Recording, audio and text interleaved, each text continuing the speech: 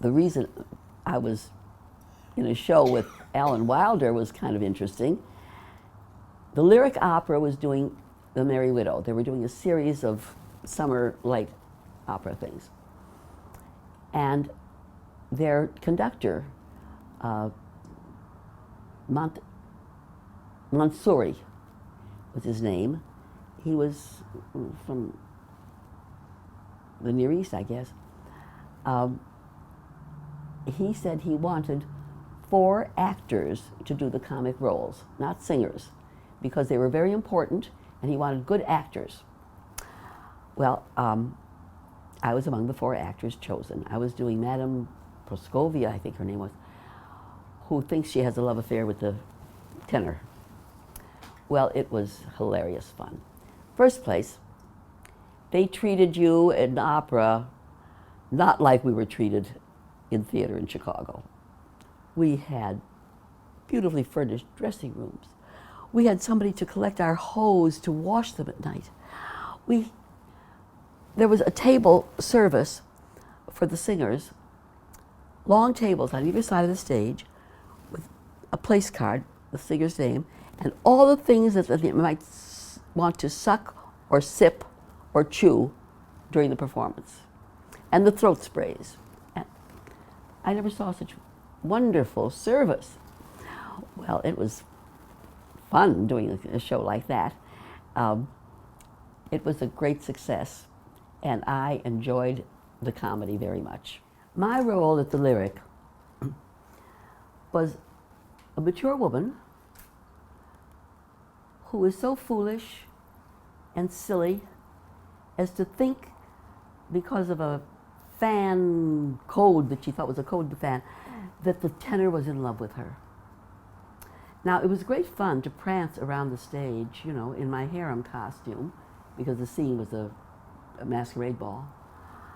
And I loved the duck walk that Monsieur Mansouri gave me. Very vampish, you know. But stop to think. They had to have one silly woman in the cast. Not a wise woman, not a sweet maternal woman, not even a plain basic woman, but she had to be funny, she had to be foolish, she had to be eccentric, and she had to make a dumb fool of herself. But that's the way it is in theater and in television, and as it was in radio in the old days. You couldn't get a job as an announcer in radio because women's voices were thought to be shrill. A man's voice had authority. The early commercials for Playtex girdles and bras, the announcer was a male. He very tactfully got around the words to sell it to the women, because words were often forbidden in radio. Did you know that in early radio you were not allowed to say the word diaper? You were never allowed to say the word pregnant? Let's not even talk about obscenities or curses. Everyday words were thought to have a color that would be offensive to someone. Well, women had very hard to get jobs in radio because, again, they were cast as either a simpering ingenue or a meddlesome mother-in-law or a nosy neighbor. I think it was only soap opera that began to have women who count, like Ma Perkins, you know, she was a wise lady. Some of the others, like Mary Noble, Backstage Wife, they were always suffering because of romance. They never conquered, they never were spirited.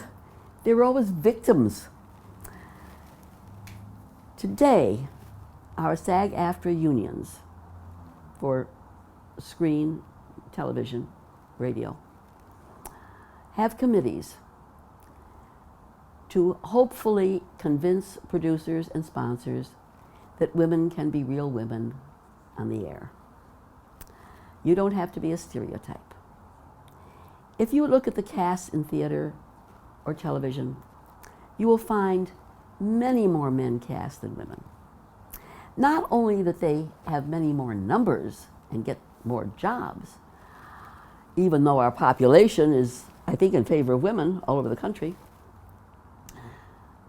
but it's the kind of work that they get.